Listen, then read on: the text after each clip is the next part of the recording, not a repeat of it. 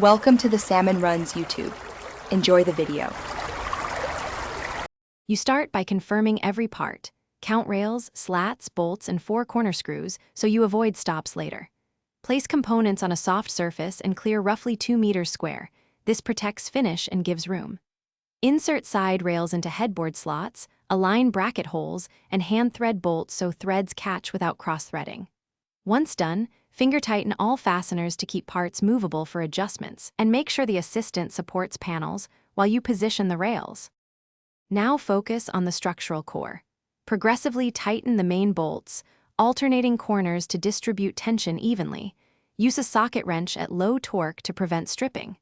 Fit the center support beam and secure its leg, making sure end caps and anti-scratch pads are installed to protect flooring. Lay metal slats or the platform onto the rails, aligning holes. Then fasten with supplied clips or screws at roughly 15 to 20 centimeter intervals. So finish by fully torquing all fasteners to the manufacturer's spec and checking for any play. If the frame rocks, loosen and realign, then tighten. Place the mattress and test stability. Sit at the center and then at edges to feel for movement. If you hear squeaks or find loose hardware, tighten the offending bolt, and if needed, apply a drop of removable thread locker to that fastener. This prevents repeat loosening while still allowing future disassembly.